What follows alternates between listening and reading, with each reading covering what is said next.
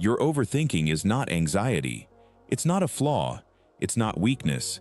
And it's definitely not because something's wrong with you. It's the smartest system in your brain, doing the one thing it's worst at and refusing to stop. You know the spiral. A decision you can't make because you can't stop running every way it could go wrong. A what-if about the future that hijacks an entire day. The conversation you have to have, played out 40 times before it happens, every version ending badly. You're not trying to decide anymore. You're trying to be sure, to see it all coming so nothing can blindside you, and the certainty never comes, so the spiral just runs again. You end the day exhausted, having lived a dozen futures, none of them real, and not one step closer to the answer. And here's what makes it so cruel. The reason you can't think your way out is that thinking is the trap.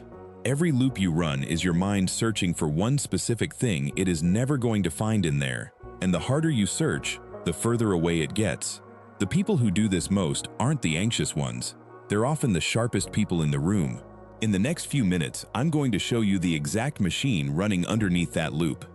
Why your own intelligence is what keeps it spinning, and the single move that shuts it off. Not by forcing your mind to go quiet, by giving it the one thing it's actually been searching for this entire time. Let me show you the machine underneath, because once you see it, you can't unsee it. Your mind has a problem-solving system. Something's wrong, you think about it, you find a solution, the thought stops. That's the loop working. You've used it 10,000 times. Where are my keys? How do I fix this? What do I say in the email? Question, search, answer, quiet. Overthinking is that exact same system, running on a question that has no answer in the database. Psychologist Susan Nolan Hoeksema spent her career studying this. She gave it a name, rumination, and her finding is the thing that changes everything. Rumination feels like problem solving, but it does the opposite. It doesn't get you to a solution. It actively makes you worse at finding one. The longer the search runs, the further from the answer you get. You're not thinking your way toward clarity. You're digging. So why won't the system stop? Why does it keep searching a database that doesn't have the file? Because of what you're actually searching for. You think you're trying to decide. You're not. You're trying to be certain. What if it goes wrong? What did they really mean? What's the right choice? Every one of those is a demand for a guarantee, and the guarantee doesn't exist yet. It lives in the future, in information you don't have, in an action you haven't taken. But your mind can't accept unknown as a final answer, so it does the only thing it knows how to do. It searches again and again, hitting refresh on a page that will never load. And here's the part that'll sting, then set you free. The smarter you are, the worse this gets, because the same machinery that makes you capable, seeing patterns, imagining outcomes, running the angles, is the exact machinery now running the loop. A mind that's good at solving problems doesn't quietly give up on an unsolvable one. It attacks it harder. Your overthinking isn't your mind failing, it's your mind overfunctioning. A brilliant engine flooring the gas on a road that has no end. So where did this start? Because you didn't choose it. Somewhere back there, uncertainty started to feel dangerous. Maybe being unprepared once cost you.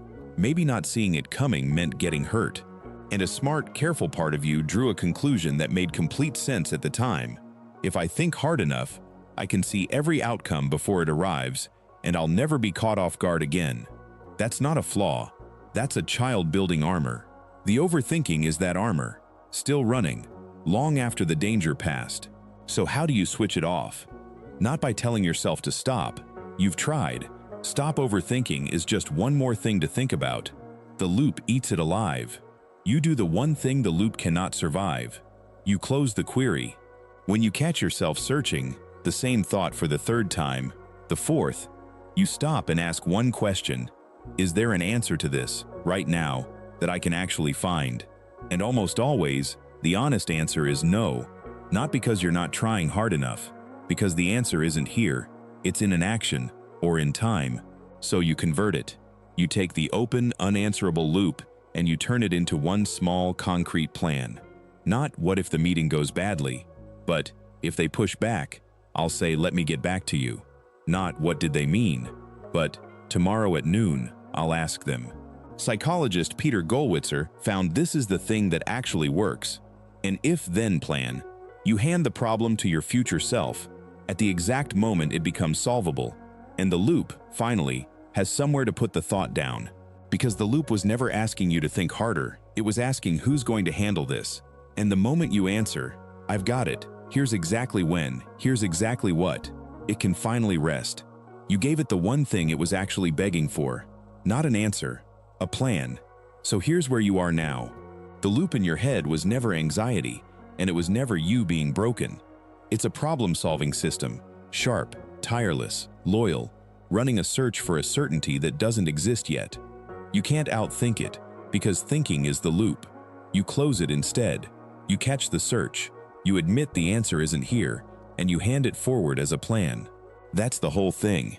Not calm down, not stop being so sensitive. The opposite. That restless mind has been trying to protect you this entire time. It just never learned the difference between a problem to solve and a future to wait for. And now you can teach it. So before you go, tell me, what's the loop you can't put down? The decision, the conversation, the thing that won't close? Be honest. You'll be amazed how many people are running the exact same search right now. The thoughts that won't stop were never proof that something's wrong with you. They're proof that some part of you is still working overtime to keep you safe. And now, you get to give it the night off.